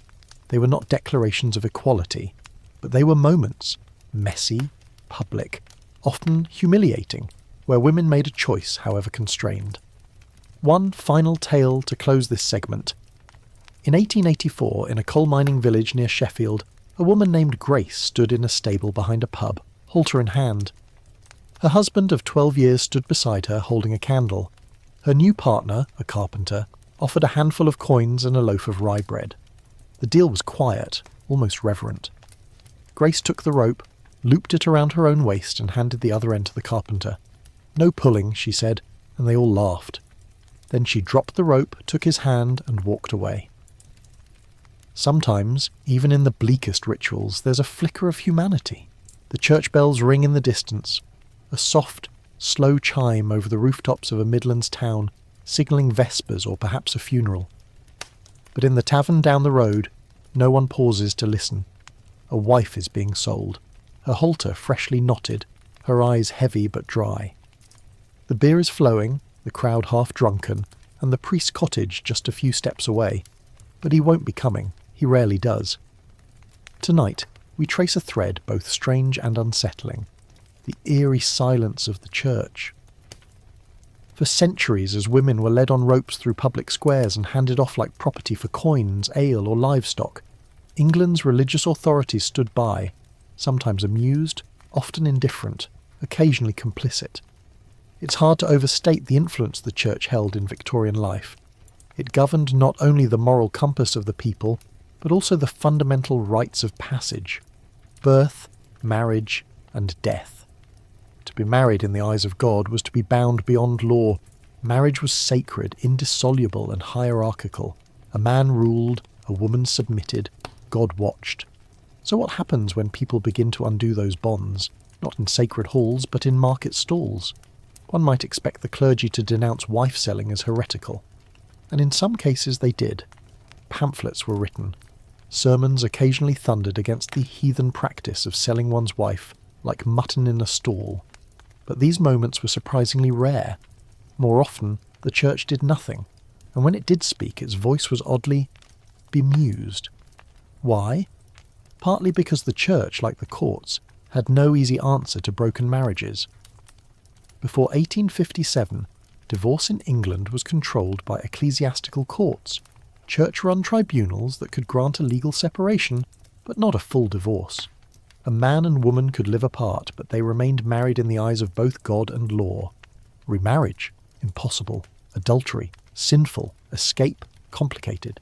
So when working-class couples found their own way out, however crude, it posed a theological puzzle. Was it better to let them rot in unhappy, often violent homes, or to ignore their homemade solution, rope and all, and let God sort it out later? Some clerics quietly chose the latter. There are scattered reports of vicars attending wife sales, not as participants, but as observers. One priest, writing in his diary in 1833, described a sale he witnessed in Lincolnshire. The woman wore a blue ribbon and laughed heartily. Her husband drank the silver offered, and I could not help but smile at the scene. The sin, if there was one, seemed shared by all. Not quite hellfire and brimstone. In other cases, the church stepped in after the sale. There are rare but real instances of priests conducting marriage blessings for couples united through wife sale. These weren't formal weddings. They carried no legal weight, but they gave the appearance of legitimacy, a sacramental pat on the head from above. It was unofficial, unsanctioned, and yet deeply meaningful to the people involved. In one recorded case from 1859, a newly purchased wife and her buyer approached the parish priest for a blessing. The priest, rather than rebuke them, invited them in, read from Corinthians, and told them to be kind to one another, as Christ taught. He then gave them tea and sent them on their way. That's not condemnation. That's tacit approval, or at the very least weary resignation. Historians still argue over why the church remained so passive. Some point to the tension between ideal and reality, how the clergy, especially in poorer areas, saw first-hand the misery of certain marriages and chose compassion over doctrine. Others suggest simple self-interest. Intervening in such cases often meant conflict, scandal, and alienating entire congregations. Because make no mistake, wife sales weren't whispered secrets. They happened in public, in daylight, often within sight of church towers. The clergy could hardly claim ignorance, yet records show few priests ever intervened. And when they did, it was usually because the sale had become disorderly, not because it challenged Christian marriage. There's also the uncomfortable truth that many clergy shared the same worldview as their congregants. They too believed women were property, lesser vessels in the divine order. A disobedient wife was not just an annoyance, she was a theological threat. If a man chose to rid himself of her in a public spectacle, that was between him and the community. God could catch up later. One fringe case involves a Methodist minister who, upon hearing that a wife sale was to take place outside his chapel, delayed the service until it concluded. He then opened the doors, allowed the crowd to file in, and preached a sermon titled The Binding and Loosing of Earthly Bonds. He never mentioned the sale explicitly, but everyone knew what he meant. The contrast is striking when compared to other parts of Europe. In France, wife-selling was nearly unheard of. In Catholic Ireland, it was condemned outright. But in England, the practice lingered, tolerated not only by the law, but by the pulpit. It's important to remember, too, that the church was not monolithic. While many rural priests ignored wife sales, urban clergymen were more vocal. Reformist Anglicans, Quakers, and later Christian socialists spoke out forcefully against the practice, calling it a stain upon Christendom and an affront to the sacrament of holy matrimony. One such critic, Reverend Edward Pearson, wrote in 1871, "What shall we say of..." He urged Parliament to outlaw the practice and for churches to offer shelter and counsel to women seeking escape. Some listened, many did not. The silence of the church created a vacuum, one that women had to navigate alone. For some, this meant leaning on informal blessings, whispered prayers, or private rituals. One diary tells of a woman who, after being sold, returned to her family chapel and lit a candle. Not for sin, but for courage. She left the halter on the pew. In another account, a new husband, deeply religious, wrote to his parish priest asking if he could be forgiven for taking a wife by purchase. The priest responded, "A man may err in method but be righteous in motive. Treat her kindly, and God will understand. Forgiveness, not judgment." Again and again. This strange leniency, part indifference, part complicity, allowed the tradition to fester. Without the moral outrage of the church, wife-selling remained a tolerated shadow practice, a ritual not sacred, but not quite profane, a sin perhaps, but one you could drink to afterward. That's not to say there weren't cracks in the clerical wall. By the late 19th century, especially after the rise of women's suffrage movements and moral reform leagues, the church's silence began to draw attention. Articles appeared in church journals condemning the old ways and urging spiritual leaders to act. Training manuals advised clergy to offer guidance to troubled couples and to condemn publicly any public indecency like wife sales. But it came too late. By then, the practice was already fading, mocked in newspapers, shunned in cities, and remembered more as folklore than fact. The church, once passive witness, now tried to distance itself entirely, yet its fingerprints remain. In the very structure of marriage laws, in the cultural memory, in the whispered stories passed down through families about the sail that saved or the rope that broke. And in the end, perhaps the strangest silence of all is the one that still lingers today. We rarely speak of wife-selling in church histories, in sermons or in Sunday schools. It sits unmentioned, a dark stain in the margins of Victorian morality. But if the church chose then to look away, let us not do the same. Because behind every halter was a woman who waited for someone, anyone, to say, "You are more than property." And behind every sale, a crowd that waited to see whether the bell would toll in protest. It never did. The printing press hums with purpose, spitting out damp sheets of cheap paper inked with the latest tales of scandal and absurdity. In the smoky corners of Victorian England's newspaper offices, editors laugh, sharpen headlines, and decide how to package the next great public embarrassment. And what better subject than a man publicly auctioning his wife for a few shillings and a handshake? Tonight we turn to the role of satire, scorn, and the sensational press in shaping the public story of wife-selling. A story written not in legal codes but in bold fonts, biting cartoons and scandal sheet verses. By the early 19th century, wife sales had become ripe fodder for the blossoming world of popular media. As literacy spread and penny newspapers reached wider audiences, editors and artists found in the wife sale a perfect storm of outrage, ridicule and irresistible clickbait, Victorian style. It began in earnest with the rise of satirical publications like Punch, the London Charivari, and countless regional papers that catered to the working class's appetite for humour tinged with scandal. These publications didn't just report wife sales, they lampooned them, gleefully and often cruelly, transforming individual tragedies into punchlines. One famous Punch cartoon from 1843 shows a plump, dishevelled man atop a soapbox waving a rope. His wife stands beside him, arms crossed, unimpressed. The caption reads, "For sale.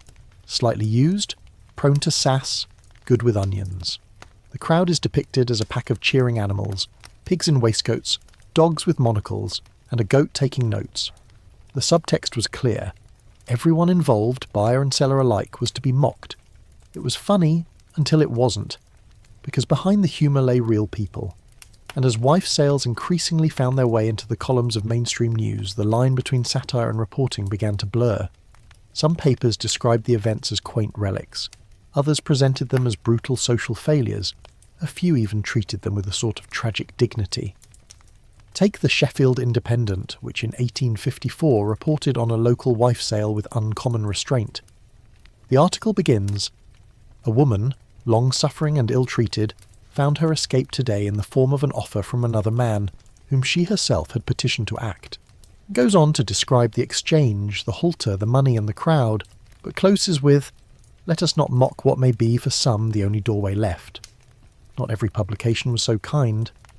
In the Illustrated Police News, a paper notorious for sensationalism and lurid imagery, wife sales were drawn with graphic flair, rope knots exaggerated, facial expressions ghoulish, husbands depicted as drooling brutes.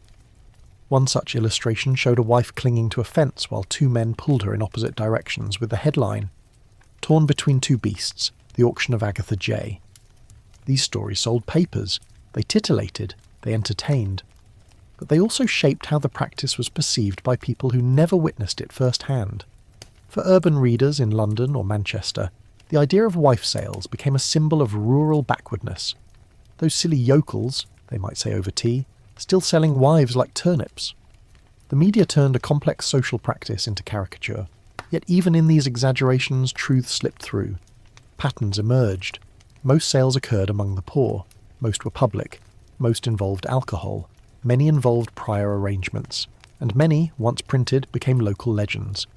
Indeed, newspapers often gave wife sales a second life. Long after the halter was dropped and the coin pocketed, the sale lived on in print, names misspelled, prices embellished, details tweaked for effect. One woman sold for a half pint and a wink, another for a crate of onions and a donkey's bray. Readers laughed, scowled, shook their heads, but they remembered. Sometimes the press served as a deterrent. After several high-profile reports, some communities began to treat wife-selling as shameful, not because the law changed, but because the papers did. When you knew your family name might appear in the Morning Chronicle next to a headline like, "Woman on the block again," you thought twice. There's also evidence that some individuals used the press to spin their own stories. In a few instances, the women involved wrote letters to the editor defending themselves. One such letter, published in 1862, begins, "Sir, I was not dragged, nor deceived, nor paid off. I chose to go. I was treated well, and I would rather be mocked in print than miserable in private. Signed only, Mrs. B. Fringe Tidbit." One town reportedly held an annual wife sale reenactment, inspired by a cartoon from Punch. It involved actors, costumes, a fake halter, and pies thrown for dramatic effect. It was comedy. But it was also memory, a ritual reenacting a ritual, stripped of pain but not of meaning. Scholars now argue about how much damage or understanding these portrayals caused. On one hand, the press sensationalized and mocked women's suffering. On the other, it kept the conversation alive. Even satire carries truth, however bent it may be. And as the 19th century waned, the tone began to shift. By the 1880s, Victorian morality had tightened its corset. Respectability was the new currency. Wife sales began to be seen less as a rural curiosity and more as a national embarrassment. The newspapers followed suit. Cartoons became rarer. Reporting turned scathing. Instead of treating wife sales as quirky fare, editors began to use them as evidence of social decay. "The practice," wrote one editor in the Birmingham Mail, "is not quaint. It is not comic. It is a blight. It shames us all." A major turning point came in 1887, when the Times ran an editorial titled "England's Remaining Shame," condemning wife-selling and urging Parliament to formally outlaw it. While no specific law was passed to criminalise the act, the editorial helped galvanise public opinion.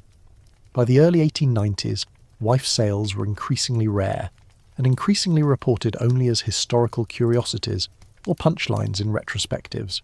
The press, which had once jeered from the sidelines, now helped close the curtain. But it didn't erase the history.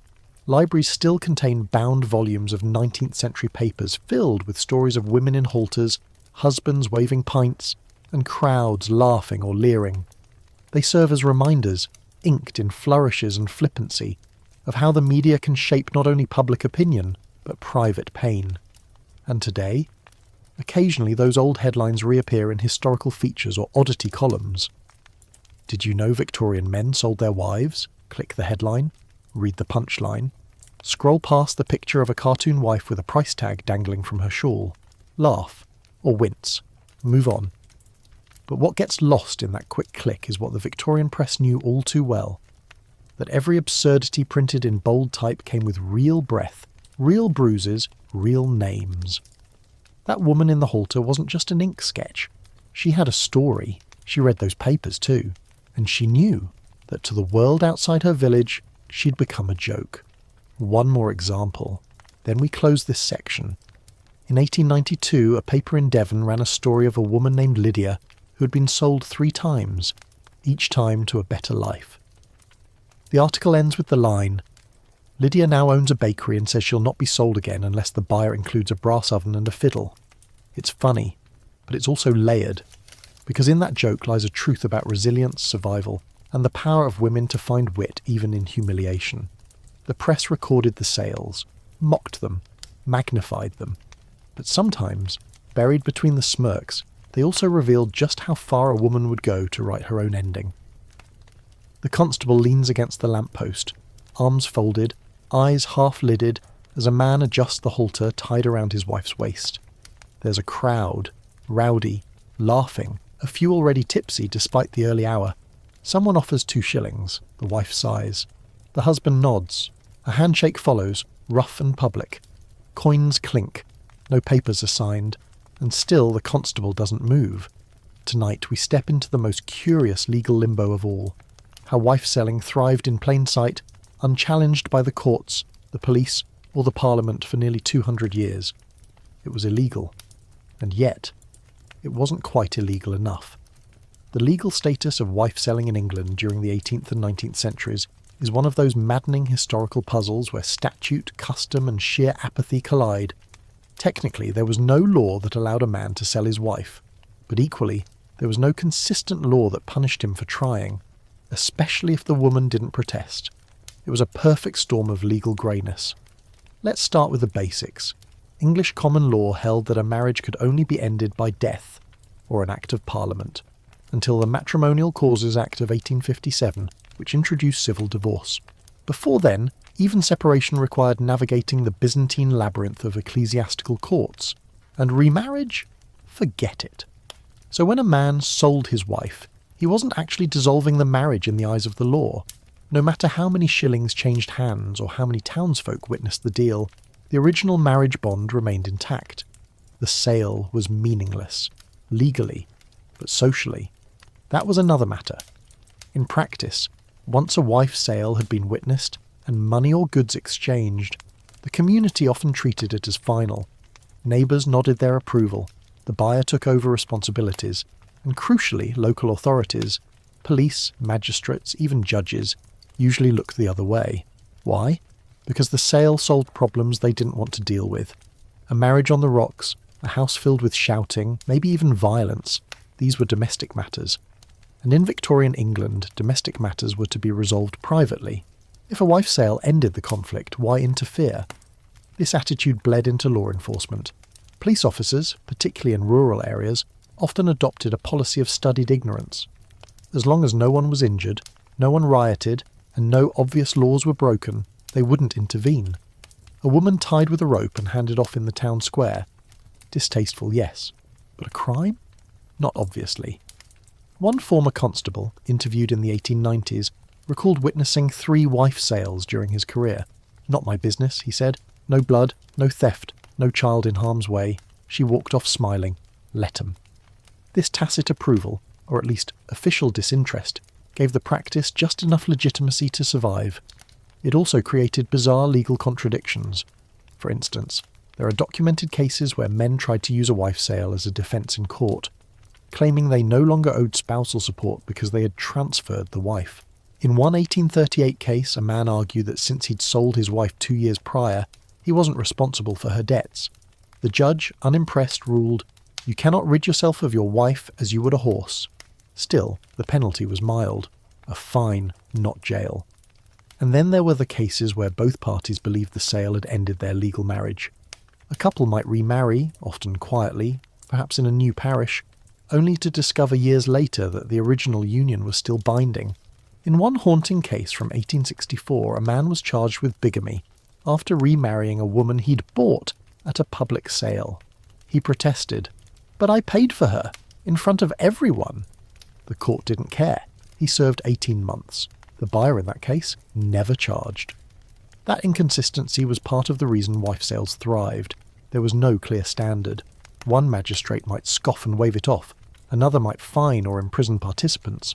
It depended on the region, the public mood, and sometimes the reputations of those involved. Interestingly, some communities developed their own informal rules around the practice, an improvised legalism. For example, the sale must be public. The wife must consent, or at least not resist. A token exchange, money, goods, livestock, must occur. Witnesses must be present, often at least 3. A celebratory drink should follow to seal the deal. These unwritten norms gave the event a structure that felt lawful, even though it wasn't. They also helped participants shield themselves from legal fallout. "We did it proper," one man was quoted as saying. "Right crowd, right coin, no coppers." Still, not every sale passed quietly. There were riots, disruptions, and yes, occasionally arrests. In one case from 1825, a wife resisted so violently, kicking the buyer, cursing her husband and throwing off her halter that the police stepped in, not to rescue her but to restore order. She was fined for public disturbance. The men, released. Another time, a sale in Hull drew such a large rowdy crowd that a constable intervened, not to stop the sale, but to break up a side brawl that had broken out over who got to buy the wife a farewell drink. The sale proceeded once things quieted down. Even more surreal, some buyers insisted on drawing up handwritten contracts during the sale, believing this would provide legal protection. These documents, scrawled on scraps of newspaper or old ledger pages, often stated the terms name of wife, amount paid, witness signatures. They weren't enforceable, but they made the participants feel safe. Fringe tidbit. One such contract, preserved in a Dorset archive, was written in rhyming verse. For one bright coin and loaf of rye, I take this maid and say goodbye to quarrels past and kitchen fires. May peace now grow and love aspire. A legal document? Number A, folk ritual? Absolutely. The courts, for their part, continue to deny the legitimacy of wife-selling well into the 19th century, and yet they rarely punished it harshly. This created a legal double bind. Officially, it was nonsense. Unofficially, it worked. It wasn't until the rise of public scandal, fueled by newspaper coverage and shifting social norms, that authorities began cracking down more seriously. By the 1880s, police were more likely to intervene, especially in urban areas. Not because of law, but because of embarrassment. England didn't want to be seen as the kind of place where wives were traded like goats. Parliament never passed a specific law against wife-selling. It didn't need to. By the time anyone considered it, the tide had turned. Society had moved on. Reform had reshaped marriage law, and the spectacle of the halter had become, finally, too grotesque to ignore. But for over 2 centuries it was the perfect crime that wasn't quite a crime. A ritual with no legal basis, and yet no consistent punishment. A social loophole in the shape of a rope and a pint. And so the constable leans on his lamppost, watching the wife sail unfold. He lights a pipe. The crowd cheers, the halter drops, and once again he turns his head and walks away. Because in that curious corner of Victorian life, doing nothing was the law. The candle gutters in the upstairs window of a low brick cottage. Inside, a child curls beneath a scratchy blanket, listening to muffled voices downstairs, harsh, familiar, then suddenly unfamiliar. A door slams, the floor creaks, someone leaves. Silence follows, then the whisper of the rope being drawn shut. The child doesn't understand everything that's happened, only that Mama is gone, and tomorrow everything will feel different. Tonight, we descend into the quieter, darker consequence of wife-selling, the unseen toll on children, the lasting sting of social shame, and the harrowing path of the runaway wife in a world that offered few exits, and even fewer safe returns. For all its absurdity and theatricality, wife-selling was rarely just between 2 adults. Children were often in the middle, watching, waiting, sometimes even being shuffled along with the property exchanged. The practice may have appeared like a solution for desperate marriages, but its collateral damage was often young, voiceless, and forgotten. Let's start with the children who witnessed these sales. While public accounts often gloss over them, many first-hand letters, court records, and folk tales recall young eyes peering through crowds, standing in doorways, or clinging to their mother's skirts as bids were shouted and ropes exchanged. Imagine it. A 7-year-old standing beside her mother in the market square, watching strangers laugh and jeer as her father accepts a few coins and a promise from a man she doesn't know. One moment she has a family, the next she has 2 fathers, or perhaps none, and a mother who no longer lives at home. The emotional cost is incalculable. Children internalised the shame, even when they didn't understand the mechanics. Schoolmates whispered, neighbours stared. Teachers sometimes treated sale children with pity or disdain, especially in smaller towns where everyone knew everyone else's stories. The stigma lingered like the soot in factory towns, always there, even if unseen. And yet, remarkably, these stories often went undocumented. Victorian England wasn't interested in the inner lives of children, especially working-class children. Few had the means or literacy to record their experiences. What we know comes through slivers, a parish complaint about unsuitable guardianship, a teacher's note about unstable home life, or the occasional adult's retrospective recollection, decades later, of being the child of the woman in the rope. The legal status of these children was equally murky. Under Victorian law, custody of children belonged almost entirely to the father.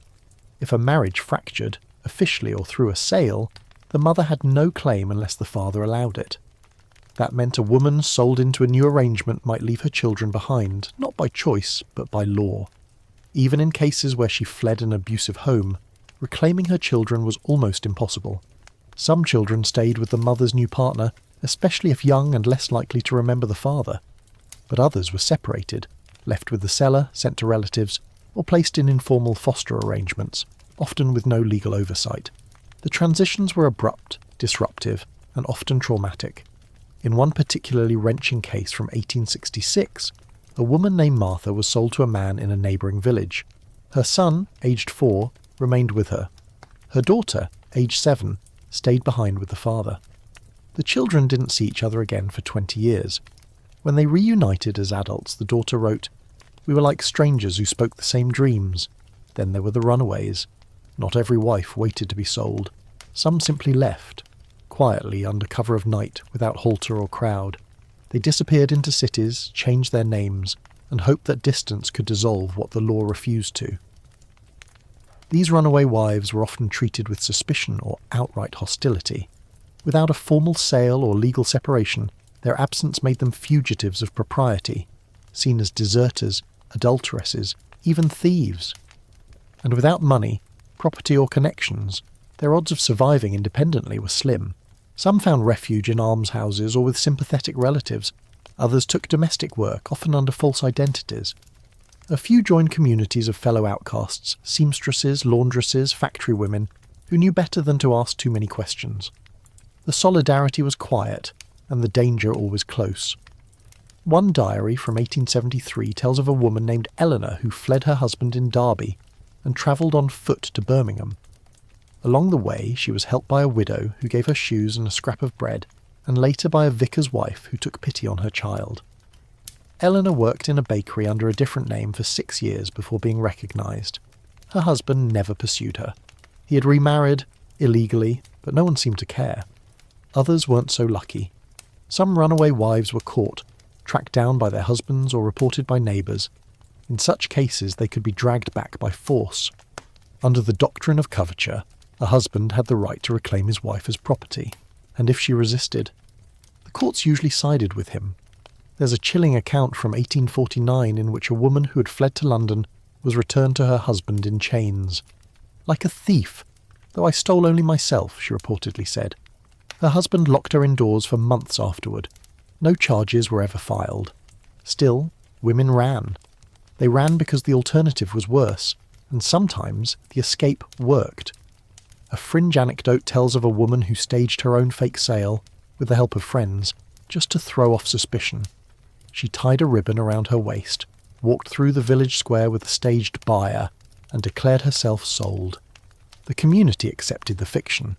She and her new partner moved to another county, raised goats, and disappeared from public record. Her former husband later claimed she'd died of fever. These stories of quiet resistance, while remarkable, were exceptions.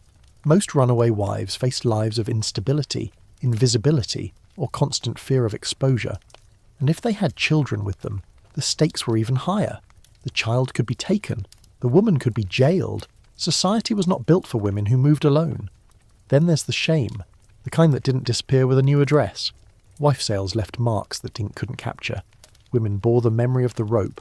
Children bore the memory of the crowd. Men, even those who regretted the act, often couldn't take it back. And communities, despite their laughter and cheers, carried the weight of having turned private sorrow into public theatre. Some families tried to rewrite the story. She left with a cousin, they might say. He went abroad. The marriage dissolved quietly. But someone always remembered. Someone always whispered. The truth became legend, and legend became burden. One elderly man, interviewed in 1931, recalled being told never to play near the Haltered House, a cottage once owned by a woman sold in the 1860s. No one had lived there for decades, but the nickname remained. He never knew her name. Today we might read these stories with disbelief. How could a society normalise such things? But shame, like custom, is slow to change. And in Victorian England, where social hierarchy was everything, a wife sold, or a wife who fled, posed a threat to the delicate web of appearances. These women were seen not as victims of circumstance, but as broken parts of a machine that demanded silence and obedience. When they resisted, or even rearranged themselves through the loophole of a sale, the backlash was often quiet but brutal, felt most acutely by the children they left behind or brought with them. The child in the upstairs window doesn't know about laws or customs or what tomorrow's gossip will say. He only knows that the shoes in the corner still smell like his mother, and that when he closes his eyes, he can still feel the rope under his hand, not pulling him, but tying him to something he doesn't understand. The gas lamps flicker in the alleys of East London. The year is 1895. The baker's boy whistles as he passes by, but no one lingers long on the cobblestones tonight. Behind shuttered windows and drawn curtains, people read in silence or sleep restlessly, because outside, in the world they no longer wish to acknowledge, something strange is ending, not with a bang, but with an embarrassed sigh. The wife sale, after centuries of theatrical defiance, is finally breathing its last. This is the twilight of the tradition, and it's as much about what changed in the law as what shifted in the heart of society. By the late 19th century, England was undergoing seismic cultural and political transformation. Industrialisation had redrawn the map, moving millions into cities and factory towns where the pace of life and the pressure to conform to modern respectability grew stronger by the year. The old village customs, the rural rituals, the market day spectacles that once defined working-class life were increasingly seen as backward, unsavoury remnants of a less civilised time. And nothing symbolised that uneasy inheritance more awkwardly than the wife sale. What had once been regarded, however bizarrely, as a practical solution to marital misery now looked, in the harsh light of Victorian reform, like a national disgrace. Part of this change came from law. The Matrimonial Causes Act of 1857 had already opened the door to civil divorce, but the decades that followed saw a cascade of additional reforms that made formal separation more accessible, especially to the working classes. Gradually, the concept of marriage began shifting from a contract of ownership to one of mutual responsibility. Still lopsided, yes, but changing. By 1870, women could, under certain conditions, retain ownership of their own earnings. By 1882, the Married Women's Property Act allowed them to own and control property outright. And by 1891, the law finally ruled that a husband had no legal right to force sexual relations on his wife, effectively banning marital rape, at least on paper. These legal changes didn't just alter the rules, they altered the narrative. A wife was no longer just an extension of her husband. She was, increasingly, seen as a person with individual rights, feelings and choices. And in this new framework, the notion of leading her on a rope through a livestock market and trading her for beer and coins became not only grotesque, but ridiculous. Yet culture often lags behind law. Even as reform bloomed in Parliament, wife sales continued in scattered pockets. Fewer than before, but not zero. Historians still debate the timeline. Some insist the last authentic wife sale occurred in the 1870s. Others cite reports as late as 1901.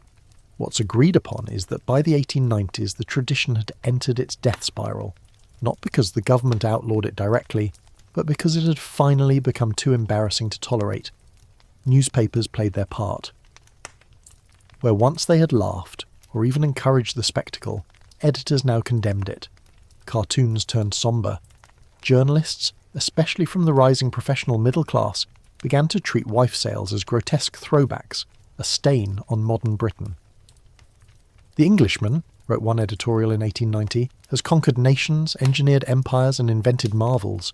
Shall he now continue to drag his wife by a rope and call it humour? That question cut deep. Public tolerance evaporated. In towns where wife sales had once drawn cheers, they now attracted protest, or worse, mockery from urban outsiders. Respectability had become the new currency, and nothing lost you credit faster than being connected to a sale. Parish leaders, even those who once shrugged, now voiced disapproval. Teachers warned children not to repeat songs about halters or price tags, and women's groups, growing in number and power, seized on wife selling as a symbol of everything wrong with how England treated its women. One fringe story involves a town where a wife sale was announced but no one came. The man tied the rope, brought his wife to the square, shouted until his voice cracked, but the townsfolk stayed home. Curtains twitched. Doors remained shut. The man, ashamed, untied the rope and led her back inside. Silence can be a powerful protest. By the mid-1890s, wife sales had become objects of morbid curiosity rather than functional exchanges. Newspapers began referring to them as relics or provincial oddities. Scholars took notice. Anthropologists, folklorists and legal historians started collecting data, combing through court archives and oral traditions, trying to understand how this practice ever gained traction in the first place. What they found was a tangle of necessity, culture, law, and silence. A ritual born of desperation, shaped by male power, and tolerated far too long by communities that should have known better. But in the waning days of the wife sale, something else emerged. Satire turned inward. Communities that once laughed at the ritual began to laugh at themselves. Amateur plays depicted exaggerated versions of the practice, poking fun at the foolishness of the seller, the indignity of the rope, the absurdity of the crowd. It became parody, no longer celebration, but self-mockery. One Yorkshire village even held a mock wife auction to raise money for a hospital. The wife was a pig dressed in bonnets. The crowd paid in buttons and feathers. It was a joke, yes, but a knowing one, a farewell. And yet, the echoes remained. Even after the last halter was dropped, the cultural memory of wife-selling lingered. In pubs, it became legend. "Didn't your granddad buy your nan with a pair of boots?" someone might quip. The truth no longer mattered. The joke survived. In literature, it became metaphor. Writers used the wife sale as shorthand for oppression, for ignorance, for everything broken in the old order. In fiction and stage, the image of the woman tied and traded took on allegorical weight. The halter, once real, became symbolic, an emblem of systemic cruelty dressed in provincial costume. And then there were the wives themselves, those who lived through it, or narrowly escaped it. Some told their stories in old age, others kept silent. A few dictated memoirs to grandchildren, softening the edges, skipping the rope but not the sadness. One elderly woman, when asked about her sale in 1865, simply said, "It was better after, but no one should ever have to go that way." By the turn of the 20th century, the practice had faded into history. Reformers declared victory. Newspapers wrote retrospectives. Parliament, which had never officially outlawed wife sales, quietly stopped needing to. Society had closed the door all on its own. But let's not pretend it was a clean break. The ideas behind the wife sale, male authority, female disposability, the use of public humiliation as a tool of control, didn't vanish. They just changed form. The rope became a wage gap. The public auction became private judgment. The halter dropped, but the hand lingered. One final image. In 1899, a man is seen outside a railway station in Kent with his wife and child. He's not shouting. There's no rope. But someone overhears him mutter to a friend, "If I could fetch a crown for her, I'd be off to Portsmouth tomorrow." The friend laughs. The man smiles. The wife does not. So yes, the practice declined. The scenes grew fewer. The headlines stopped. But the attitudes, they took longer to unlearn. And even now, when we stumble across the phrase "wife sale" in a museum label or an old newspaper scan, the mind recoils. Did they really do that, we ask? Did people really stand by and watch? Yes. They stood. They watched. They laughed. They moved on. And for a time, no one thought to stop them. The courtroom smells of ink and damp wool. A clerk shuffles papers. A solicitor adjusts his cravat. In the back, a woman with tired eyes listens carefully. She's not on trial. She's not the one speaking. But her fate, her rights, her body, her children, hangs in the balance. Her husband, seated across the room, says she's disobedient, spends too much, and once threatened to leave. His lawyer nods solemnly. The judge, older than both, makes no comment. This isn't a wife sale, not anymore, it's a divorce hearing. But the ghosts of halters still rattle in the corners. Tonight we trace the eerie echoes of wife selling in modern law, how the practice may have vanished, but its assumptions lingered in English family law for generations. Even after the halters were packed away and the auctions ended, The legal system retained many of the same biases and blind spots that made wife selling possible in the first place. To understand this legacy, we need to look not only at what changed, but at what didn't. The year 1857 is often cited as a turning point. That's when the Matrimonial Causes Act introduced civil divorce in England and Wales, removing the process from the hands of the church and placing it under secular jurisdiction. Suddenly couples could, in theory, untangle their marriages without appealing to Parliament, but only in theory. Because the new system remained deeply gendered, a man could divorce his wife for adultery alone. A woman had to prove adultery and cruelty, desertion, incest, or unnatural practices. The deck remained stacked, just slightly reshuffled. The assumption behind this imbalance? That a man's claim to sexual exclusivity mattered more than a woman's, that a wife's moral failings were more dangerous than a husband's violence. These were the same underlying ideas that made a wife's sale palatable, that men owned and women owed. Even with incremental reform, the courts moved slowly. Custody laws, for instance, continued to favour fathers well into the late 19th century. Under the tender years doctrine, mothers could request custody of very young children, but older children, especially boys, were almost always awarded to fathers. After all, the logic went, the husband had paid the dowry, borne the burden, carried the legal status. It sounds transactional because it was. Even when the rope was gone, the valuation remained. Then there was property. Despite the landmark Married Women's Property Acts of 1870 and 1882, which allowed women to own and control their own assets, practical enforcement remained spotty. Women had to fight, sometimes literally in court, to prove that a chair, a spoon, or a small savings account was truly theirs. A man could claim that anything brought into the home, even by his wife's labour, belonged to him. And the court often agreed. One judge famously ruled that a woman who had inherited a teapot had no right to remove it from the home during separation proceedings. His reasoning? The house was still legally her husband's residence, and the teapot was part of the domestic fixtures. It's hard not to see the faint outline of a wife sale in that logic. This belongs to him, because it once was part of her. Even more chilling are the quiet ways these ideas persisted into the 20th century. Laws changed, but culture took longer. Police still hesitated to intervene in domestics. Judges still spoke of wives as troublesome, or wayward. Custody battles were riddled with moral judgments. Was the mother respectable enough? Had she been seen with another man? Was she trying to escape her duties? In other words, was she acting like a woman who had once demanded to be sold? This lingering mindset appears in legal texts, commentary and judgments, well into the 1930s. Scholars have unearthed cases where women were denied separation because their complaints didn't meet the severity threshold. Bruises weren't enough. Financial control wasn't enough. Being locked in a room wasn't enough, unless you had witnesses, bruises, and a barrister willing to speak louder than the opposing counsel. And what of the men? Some tried to revive the wife sale logic in legal disputes, arguing that their wives had left voluntarily, that they'd been given away, or even that a private agreement had nullified the marriage.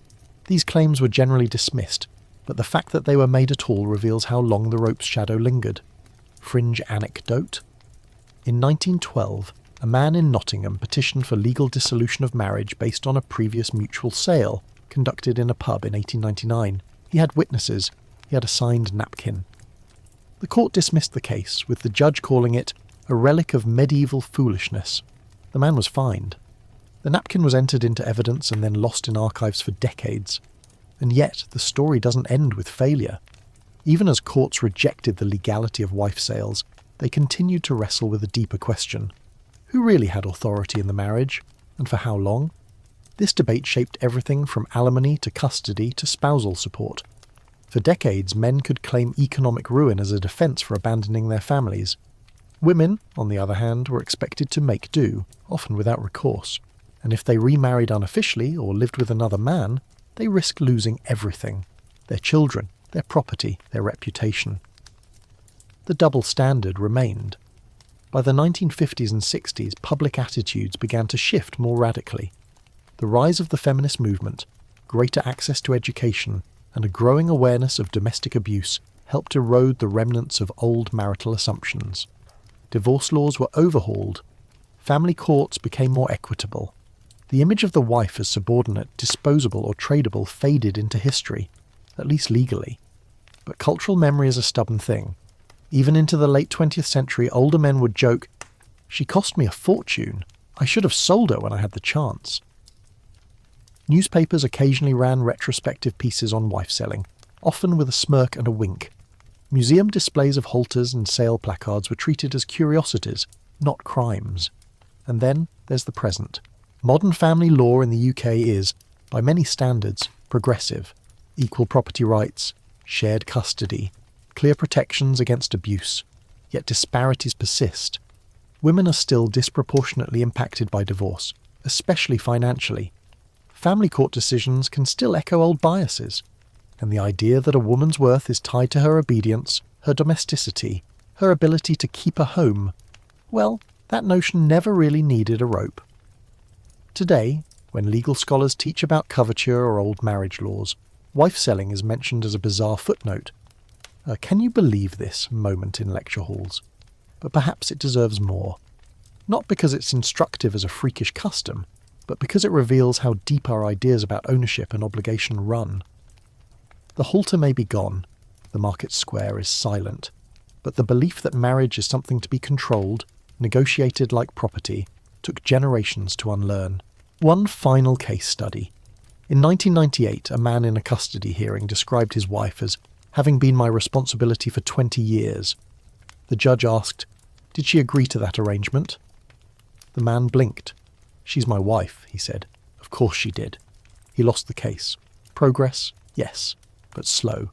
So the next time we read about the grotesque humour of wife sales, the rope, the pint, the handshake, we should remember what came after. The courtrooms, the bitter separations, the paperwork and the whispers, because even without halters the same ideas can slip through the cracks. Just better dressed. A chilly breeze drifts across a country lane in Yorkshire. The hedgerows rustle. A church bell rings in the distance, as it always has, marking the hour, the seasons, the passing of time. No crowds gather now, no rope lies across the cobblestones, and no one is calling out prices for a woman's hand, her name, her life. But in the dusty corners of an old public record office, a final echo waits to be heard. A record of the last confirmed wife sale in England. Tonight we meet the woman at the end of the story, and ask why, over a century later, we still whisper about it. Her name was Annie, or possibly Amy. The reports conflict, as they so often do in cases too strange for the law to explain and too real for fiction to cover. The year was 1913. The location, a small market town in the West Midlands, and the event, a wife sale conducted in full public view. What makes this sale particularly haunting isn't just its lateness. Barely a year before the First World War shattered every remaining illusion of the old world, but how familiar it looked. A rope, a crowd, a pint, and a woman quietly walking away with someone new.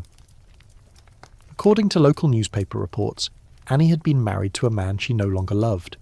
He drank, worked rarely, and spent most of his time haunting the corners of the local pub. She had found affection elsewhere, in the arms of a lodger who shared the same cramped roof. The affair was whispered about, the shame palpable. And so, as had happened so many times before, the couple decided to formalise the split. At market, before perhaps 100 people, her husband declared he would sell his wife for a sovereign. Her lover, clearly prepared, handed it over.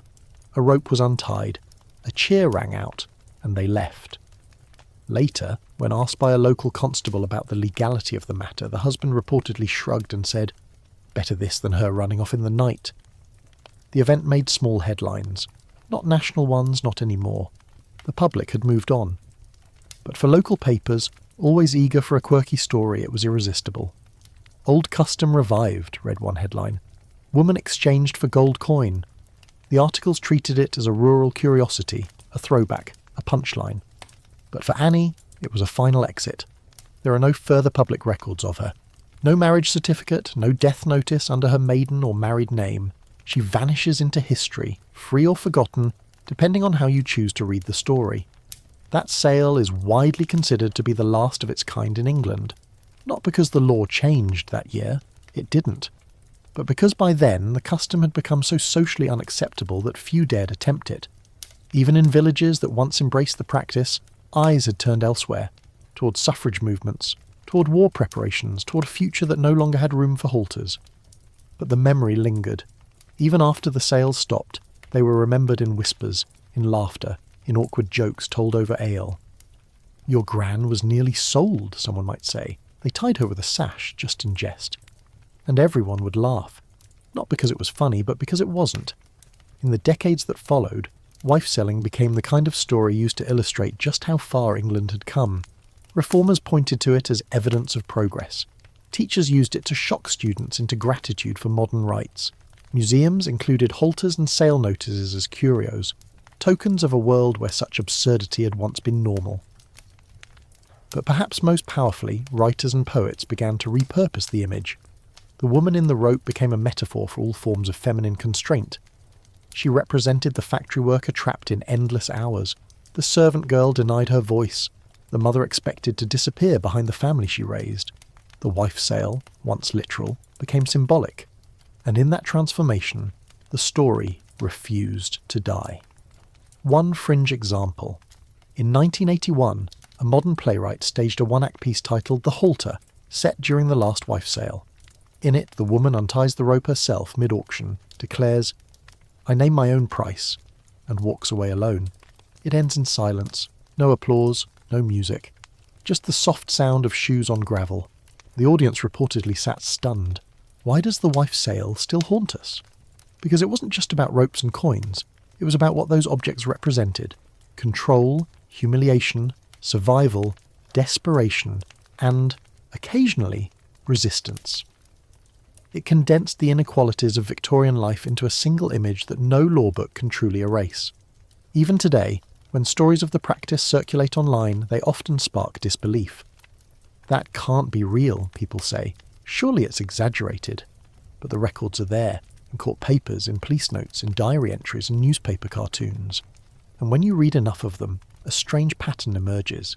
It's not the same story told over and over. It's hundreds of small tragedies with the same shape. A man, a woman, a crowd, a rope. Some escaped, some did not. Some laughed, some cried, some walked away into better lives, others into new versions of the same sorrow. And now, with distance and hindsight, we can trace their paths not just as oddities, but as cautionary tales. Annie's story may have ended with a coin and a cheer, but for us, it's a reminder of what happens when society turns its eyes away, when it shrugs and says, well, that's just how things are. Because when the law is silent and the crowd is loud, justice becomes performance, and mercy, a coin in the right hand. So yes, the final wife sale was over 100 years ago, but its questions remain. Who gets to leave? Who gets to decide? And how many times must a person be sold before she's allowed to simply go? The story quiets now. The crowds have dispersed. The ropes hang limp on forgotten hooks. The streets are empty, and only the soft hush of wind through trees remains. Where once there was shouting and laughter, there is now stillness.